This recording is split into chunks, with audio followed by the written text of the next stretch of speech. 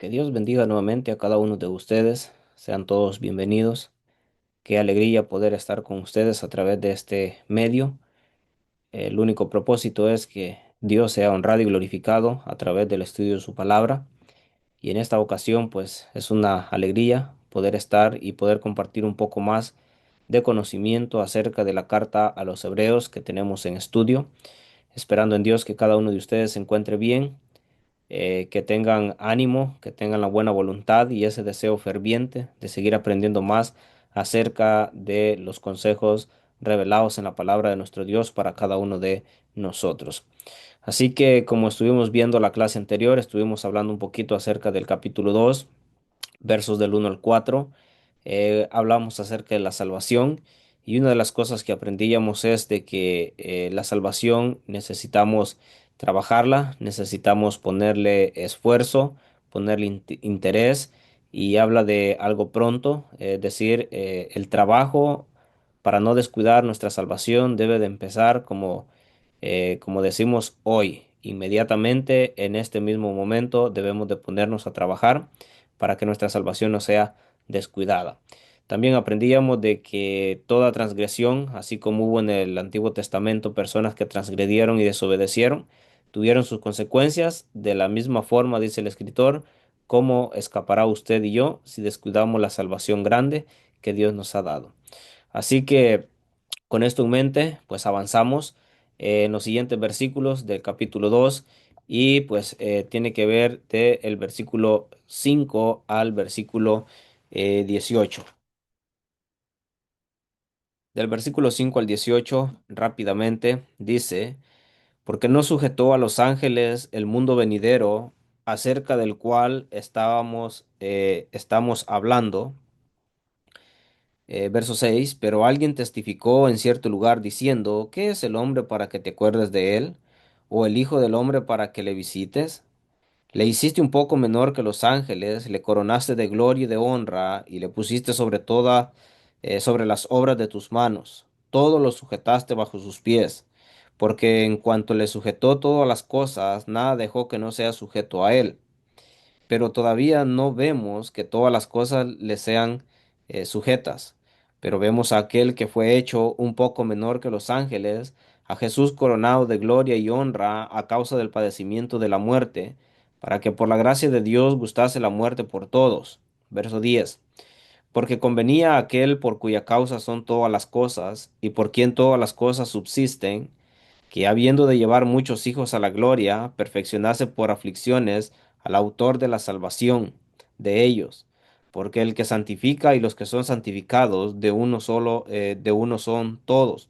Por lo cual no se avergüenza de llamarlos hermanos, diciendo: anunciaré a mis hermanos tu nombre, en medio de la congregación te alabaré. Y otra vez, yo confiaré en él, y de nuevo, he aquí yo y los hijos que Dios me dio. Así que por cuanto los hijos Así que por cuanto los hijos participaron de carne y sangre, él también participó de lo mismo, para destruir por medio de la muerte al que tenía el imperio de la muerte, esto es, al diablo, y librar a todos los que por el temor de la muerte estaban durante toda la vida sujetos a servidumbre, porque ciertamente no socorrió a los ángeles, sino que socorrió a la descendencia de Abraham, por lo cual debía ser en todo semejante a sus hermanos, para venir a ser misericordioso y fiel sumo sacerdote en lo que a Dios se refiere, para expiar los pecados del pueblo. Pues en cuanto él mismo padeció siendo tentado, es poderoso para socorrer a los que son tentados. Esta es la porción bíblica que nos ocupará estos minutos. Y rápidamente, pues en esta ocasión ya no vamos a hablar de la grandeza de la salvación, sino que pasamos a hablar de la grandeza del Salvador. Y aquí nos damos cuenta cuán grande es el Salvador, cuán grande es nuestro Salvador. Y así lo presenta el escritor a los hebreos. Recuerde, hemos estado hablando la superioridad de Cristo sobre los ángeles. También hemos estado hablando acerca de la grandeza de la salvación que Dios nos ha dado en Cristo Jesús. Pero ahorita pasamos a hablar un poquito acerca de la grandeza del autor de esa salvación, que es nuestro Salvador, Jesucristo. Como dice el texto, en los versículos del 5 dice, porque no sujetó a los ángeles el mundo venidero acerca del cual estamos hablando. Pero alguien testificó en cierto lugar diciendo, ¿qué es el hombre para que te acuerdes de él? Cuando nosotros vamos a las escrituras y del verso 5 al 9 está, todo está sujeto bajo sus pies. Esto lo encontramos que es una profecía de Salmos capítulo 8 4 al 6. Es decir, lo que estamos o lo que el escritor a los hebreos está relatando no es algo que de un momento a otro se inspiró, que de un momento a otro lo pensó y dijo, bueno, esto vamos a escribir. No, simplemente era una profecía. O sea, ya estaba profetizado en el Antiguo Testamento, en el libro de los Salmos. Y eso es lo que el escritor está citando, el escritor a los hebreos está citando.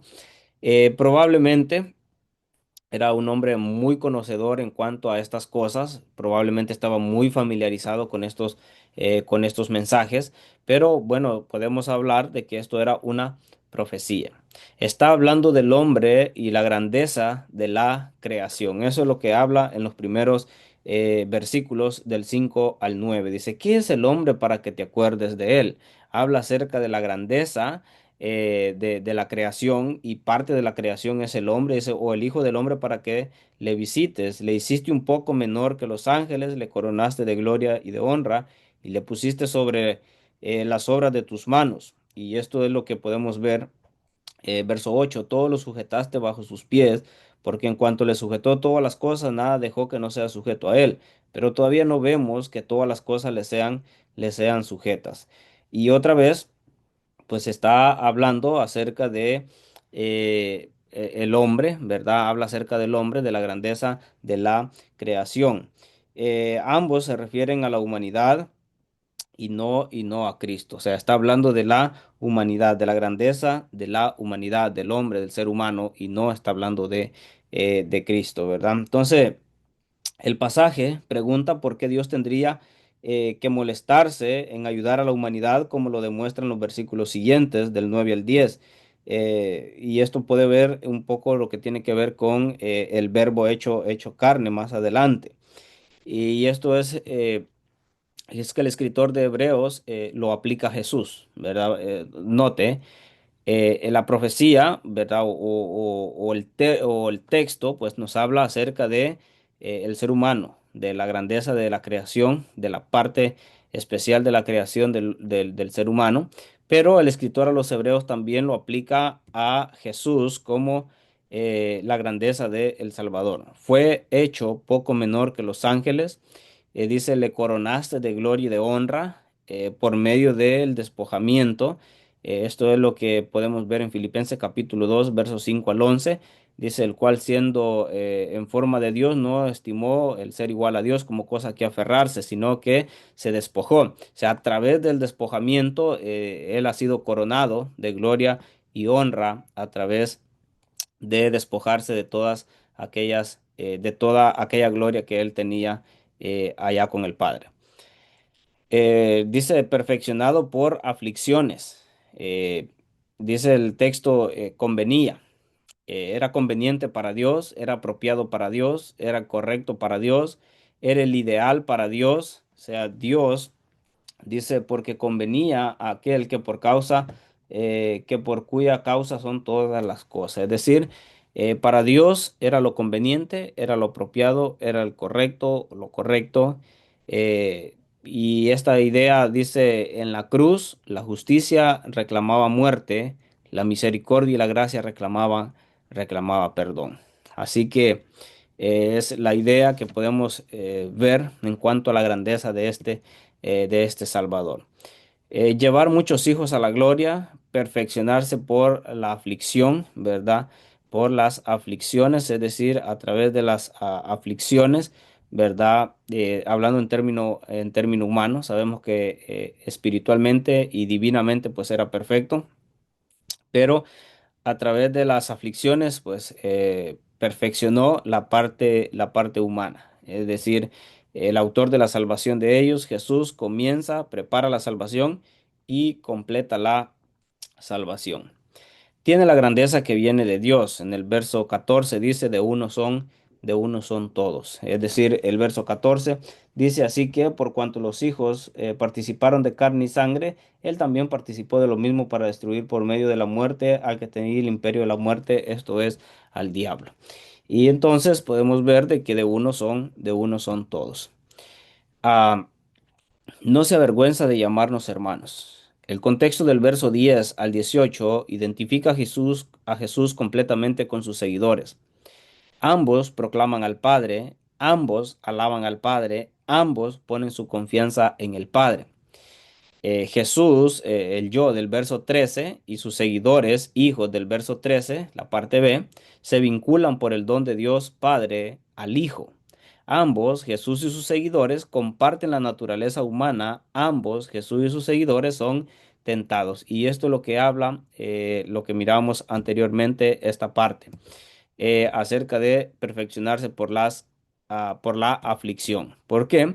Bueno, porque compartió la misma naturaleza humana y también compartió eh, en cierto sentido lo que son las tentaciones, tal cual en muchas ocasiones las padecemos nosotros.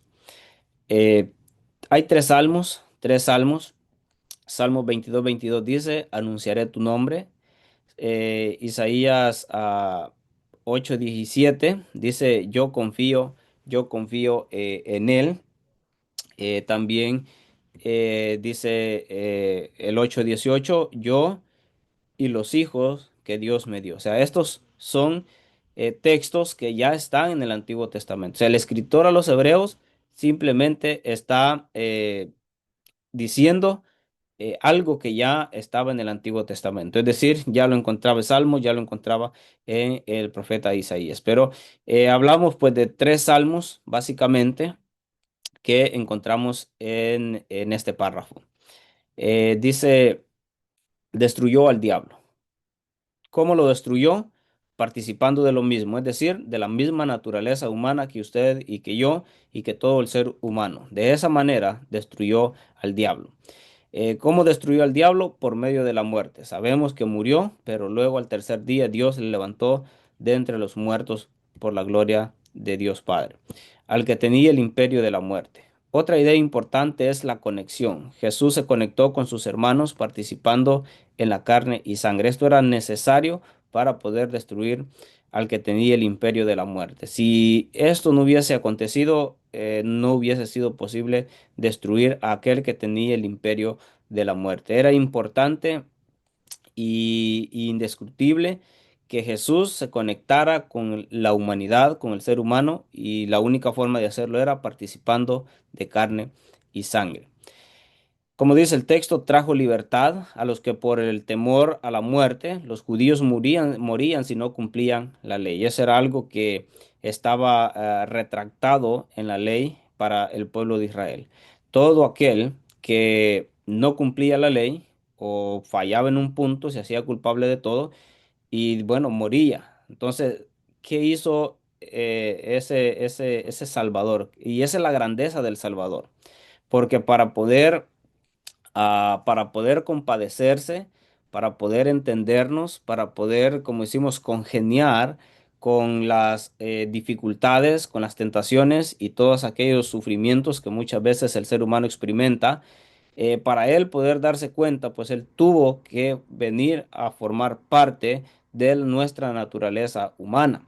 Pero no solamente eso, no es solamente que Él nos entiende en nuestras tentaciones, sino también Él trajo libertad cuando en tiempos antiguos solo había temor por la muerte. ¿Por qué? Porque la ley demandaba completamente la obediencia y todo aquel que fallaba en un punto se hacía culpable de todos. Entonces, ¿qué hace este gran Salvador? Esa es la grandeza del Salvador, trae libertad. Y eso es lo que el escritor a los hebreos va a plantearles. ¿Por qué? Porque ellos están defendiendo a capa y espada lo que por mucho tiempo ellos venían haciendo. Con referente a la ley de Moisés, a Moisés mismo, más adelante vamos a ver los sacrificios, el sacerdocio arónico, más adelante vamos a ver muchos otros aspectos que tenían que ver completamente con la adoración judía y que lo demandaba la ley. Y entonces dice el escritor a los hebreos, pero este Salvador trajo libertad. O sea, ya no hay de qué preocuparse. Ya no necesitan hacer todos los ritos, todas las fiestas, todos los sacrificios que demandaba la ley. Ya no hay por qué tener temor si no se cumple la ley que exigía sacrificio, que exigía la observancia de tales días, que exigía esto, que exigía lo otro. ¿Por qué? Porque el Salvador pues ha traído libertad y este es superior. Todavía va a hablar o habla un poco acerca de las promesas. O sea, tiene mejores promesas, es un mejor pacto, dice. Entonces, la grandeza del Salvador es que trae libertad. La pregunta es, ¿por qué deberíamos nosotros estar todavía con temor a la muerte porque no cumplimos la ley del Antiguo Testamento si en Cristo tenemos libertad? Algo similar escribe el apóstol Pablo a los romanos y algo similar también escribe a los gálatas. A los gálatas dice los que dependen de la ley pues están bajo maldición y dice los que están dependiendo de la ley entonces ¿de qué importancia tiene la muerte de Cristo? Y este es la felicidad y esta es la grandeza del Salvador, es que nos ha traído libertad. Usted y yo no podemos vivir atormentados o con temor a la muerte porque no estamos cumpliendo la ley del Antiguo Testamento o porque si va a fallar en uno se va a ser culpable de todo. En Cristo tenemos libertad. Es decir, Él nos ha dado libertad, no para hacer lo que nosotros querramos. Esto es bien importante. El apóstol Pedro o Judas habla acerca de los que han utilizado la gracia de Dios en libertinaje. El propósito no es ese, el propósito de Dios no es ese, sino librarnos del temor que producía la muerte a través del Antiguo Testamento porque no podíamos cumplirla o no se podía cumplir. Eh, estaban toda la vida. Los que por el temor a la muerte, pues estaban, toda la vida estaban siempre en la misma situación. Sujetos a servidumbre, toda la vida estaban sujetos a servidumbre. ¿Por qué?